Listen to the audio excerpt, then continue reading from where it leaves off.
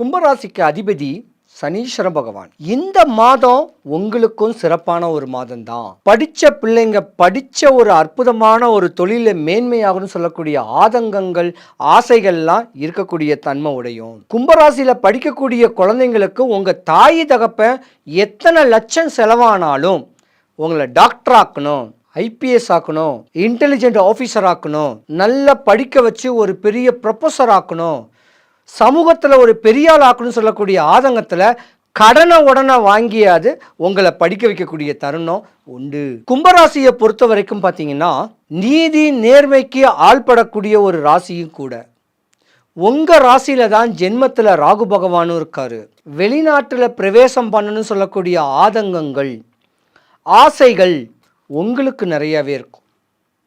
கும்பராசி பெண்களுக்கு, கும்பராசி பெண்கள் பார்த்தீங்கன்னா ஆணுடைய ராசிங்க. இந்த முதுகுத்தண்டு ஆணுக்குடையது. உழைச்சிக்கிட்டே இருப்பீங்க, படிப்பீங்க, படிப்புக்கேற்ற ஒரு வேலை கிடைக்கும், பெரிய லெவலுக்கு வேலை கிடைக்கும், பண்புள்ள ஒரு ஜாதகமும் கூட. கும்பராசியில் உள்ள பெண்களை கிட்ட மற்ற ராசிக்காரங்க கொடுத்து வச்சிருக்கணும். உங்கள் குழந்தைங்களையும் கணவனையும் அனுசரணையாக அற்புதமாக வச்சு தெளிவாக வாழன்னு சொல்லக்கூடிய எண்ணம் உடையவங்க தான் கும்பராசி பெண்கள்.